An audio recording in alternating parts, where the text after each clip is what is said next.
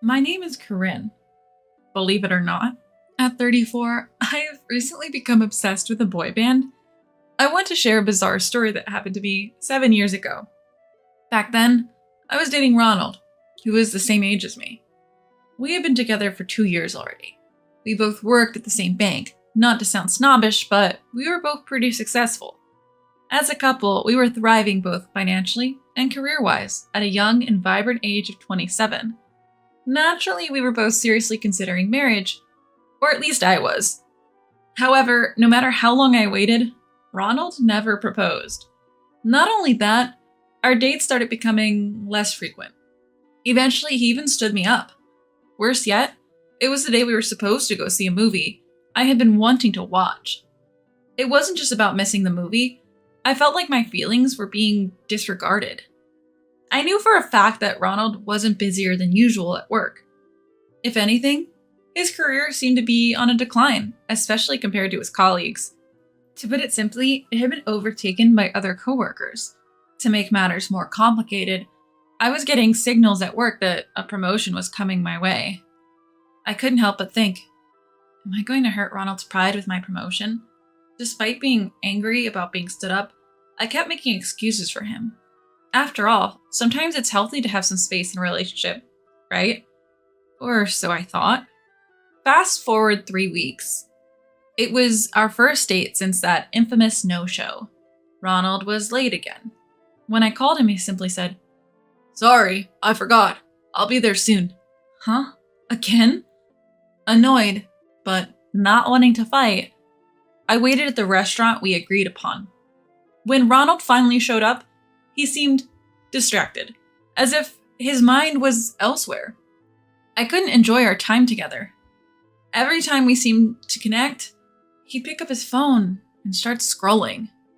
How many times did you text this person today? The entire time, our eyes hardly met. He didn't even notice that I'd put extra effort into my hair and wore a dress I never wear to work.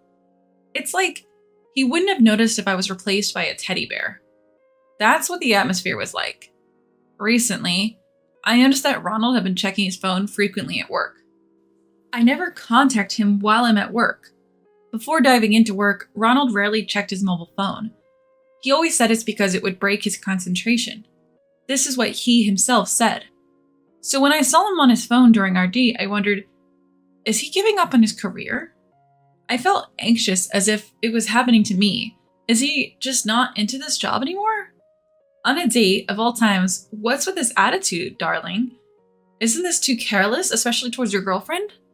I felt increasingly annoyed by his indifference, and I decided to speak up. So, Ron, I've found someone I like. Excuse me? Like it's straight from a book. He told me he likes someone else. I then say, "Oh, that's nice. Who is she?" "I think it would be miserable for us to stay together if neither of us intends to marry. It's better if we're with someone we actually like." It seemed he didn't realize how absurd it was to say he'd found someone else. What he says boils down to, I've been keeping a marriageable woman at my side with no intention to marry. "I'm sure you understand." "No, I don't understand. At all." I replied without missing a beat. My tone was harsh. Anger took over me. Ronald seemed slightly taken aback. "What do you mean you found someone else? A coworker?" I started peppering him with questions like a child. He stammered. "I have a right to know. Are you just interested in her, or is this someone you already are involved with?" I didn't want to say it. Was he two-timing me? I felt torn between wanting to forget him and the fact that I still had feelings for him. I hated myself for not being able to despise him completely. "No, I haven't cheated on you." I felt somewhat relieved. He wasn't lying. So is he infatuated with someone? Naturally, I asked Ronald about that as well. Then Ronald dropped a bombshell. "I've realized I won't be able to advance further in my career, so I'm considering an arranged marriage with someone from a good family background." What? I was speechless. I never expected him to say something like that. Any remaining feelings I had for Ronald vanished. "You know, my older brother left home because he couldn't get along with our parents. They have high hopes for me and I want to meet their expectations, but I can't do it alone anymore. Marriage might be the answer, maybe climbing another ladder somewhere else," he tried to explain. Ronald always acts like such a goody two-shoes, who's all about family values, and I was getting tired of it. Who does this guy think he is?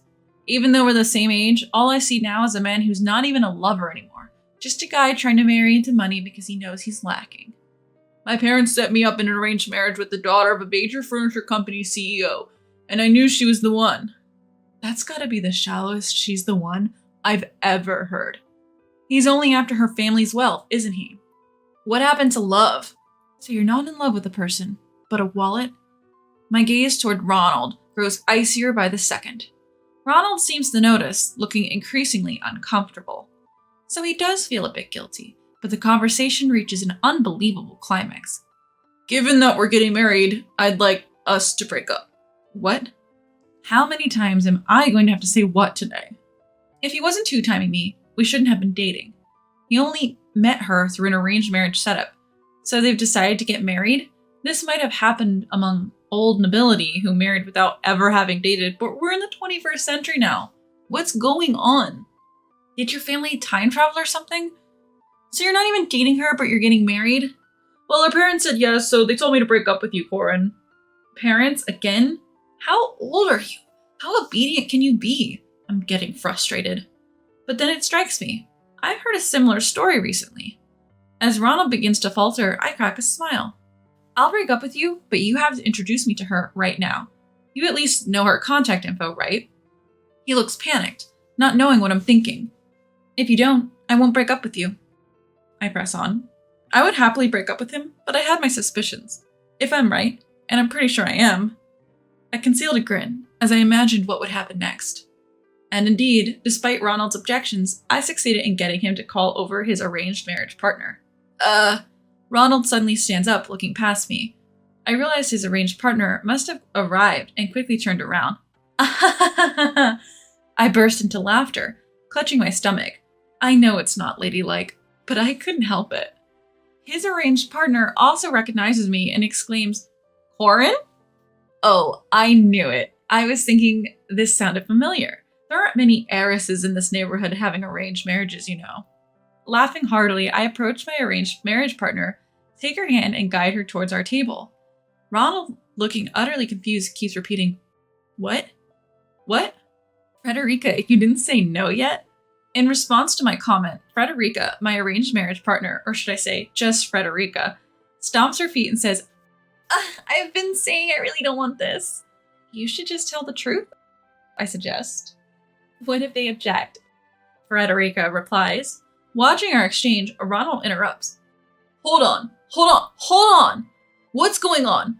Why are Miss Frederica and you, Corin, chatting like you know each other? Are you acquaintances? Sisters. What? Ronald's eyes widen, unable to keep up with my straightforward answer. Look, Frederica is my fraternal twin sister. You are proposing to my sister. What? But you have different last names. Stop lying. Ronald starts to get heated, and I playfully calm him down, saying, Whoa. No point in lying about this. Just chill. I am chill, but you have different last names and you don't even look alike. Or do you? Apparently, he's starting to see the resemblance. He keeps comparing our faces. I don't blame him. Most people have the same reaction when they see us sisters. Not all twins look like copies of each other, you know. There are many twins who don't look alike. There was a time when I mentioned our parents got divorced when I was in high school. I never talked about having a sister. Mom took me and Dad took Frederica. That's why we have different last names. No way, such a story. I didn't want this story either. A love triangle involving my sister and her arranged marriage. But it perfectly matches what I heard from Frederica the other day. I can't help but suppress a laugh. This time, I just let it out. Corin, listen, don't get me wrong. It's not like I want to be with him or anything. Feeling sorry for her, I reply. It's okay, I understand. I heard everything. Just tell him the truth. Frederica takes a sigh of relief and faces Ronald. Mr. Ronald, I apologize. I'm already in a committed relationship. What? Ronald's mouth stays open as if it's broken. He just repeats, what? Losing all vocabulary. I hadn't settled on a marriage yet, so I didn't tell Dad. Then this arranged marriage happened. I'm really sorry, Ronald. I can't be with you. Despite being an heiress, Frederica, who isn't the brightest bulb, rejects Ronald with very straightforward language. I burst into laughter, holding my stomach while Ronald stands there in disbelief. Impossible. Impossible. Confused Ronald and a relieved yet hesitant Frederica make quite the picture. Miss Frederica, could you consider? Sorry, I can't do it. I came to tell you that today. Frederica apologizes, yet the word can't comes out with undeniable force. Ronald freezes, eyes wide, as if he's lost his soul. His expression is so funny, it's painful to look at. Stomach and throat hurt from trying not to laugh. Can you at least tell me why you can't? Ronald persists, wanting a reason despite the blunt can't. It's clear that his motivation has nothing to do with affection for Frederica. I feel contempt more than disbelief at his obvious desire for Frederica's wealth. Probably because everything about you is a no-go, Frederica's boyfriend is a successful entrepreneur, a CEO of an IT company. She's not going to choose a man like you who's looking to marry up. Everyone thinks her current boyfriend is the better choice. I throw Frederica a lifeline, to which she shyly replies, I really like him. His face, his personality, everything. That's why it won't work. In other words, she's indirectly telling Ronald she doesn't like anything about him. As for Ronald, well, his face isn't bad, but his personality is another story. I totally get why Frederica wants to end things this way. Besides, my boyfriend isn't looking for an arranged marriage. I just found out you were dating Corinne. Marrying someone who would betray her is just unthinkable. The sharpest no Frederica has ever delivered. I almost applaud. Corinne, can I go? I have plans with him. Frederica says. Yeah, sure. Take care. I reply. Ronald tries to stop her, but Frederica firmly apologizes and leaves. All right, I'm leaving too. Take care, I say to Ronald, but he doesn't react. Maybe he's too shocked to be interesting anymore? Listen, one last thing. My mom originally had an arranged marriage with my dad. Know what that means? Finally, Ronald meets my eyes, looking confused. It means my mom's family was prestigious enough to arrange a marriage with a CEO like my dad. My mom is now the CEO of a company allied with Dad's. Yes, our parents married to strengthen their company's alliances. Mom was the second daughter. She wasn't supposed to be a CEO, but the eldest son's health issues and the company's poor performance changed that. And this happened 6 months ago. Ronald didn't know because I felt it was irrelevant to us. What? Then you are... Facing a pale Ronald, I flash a peace sign and smile. Yep, I'm the heiress you were after. Bye now. Just as I'm about to leave. Wait, I was wrong. I realized you're the one for me after all. Ronald blocks my way, clutching the hem of my dress. The apology feels cheap. Listen, I'm not some cheap woman who'll marry anyone with money. I don't want a man who's less competent than me and aiming to marry up. No, thank you. I angrily yelled, Don't you ever touch me again, and shrugged off the hem of my skirt he had grabbed. I heard Ronald sobbing from behind me saying, It wasn't supposed to be like this. But I didn't turn back. Later, I spread the story at work in a lighthearted manner. One colleague praised me. Go Corinne! While another encouraged me. You did the right thing breaking up. I can introduce you to someone nice. As my reputation soared, Ronald's image and standing plummeted beyond repair. He lost the trust of our boss, and his career prospects took a nosedive. The gossip even reached other branches where Ronald's classmates worked, making matters worse. Since Ronald brought this upon himself, no one took his side, no matter how much he was badmouthed. Before I knew it, the rumor evolved. He proposed to triplets and tried to marry them all. What a loser! In reality, they were twins, and the proposal was a bit of a stretch, but the guy was a jerk regardless, so I didn't bother to correct the rumor. Eventually, Ronald felt so ostracized he resigned. In a tough job market, he struggled to find a new job, and when he did, the workplace went bankrupt. I heard he's still unemployed. What a waste of his so-called elite status.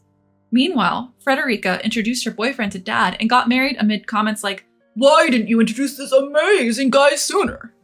I also got promoted and was climbing the corporate ladder that Ronald had abandoned. When I was past 30, I married an accountant a coworker introduced me to, and quit my job to focus on raising our 2 daughters. I could afford to be a stay-at-home mom thanks to my husband's hard work. Back when I was in my 20s, I had dreamt of marrying an elite banker, and I've been restless in my indecisive relationship. Now I'm grateful I didn't end up with a man who's like a fruit fly, attracted only to what others have. Marrying in haste can turn out to be a mistake. Now I plan to share my experiences with my daughters, teaching them to steer clear of men who are only after marital gains.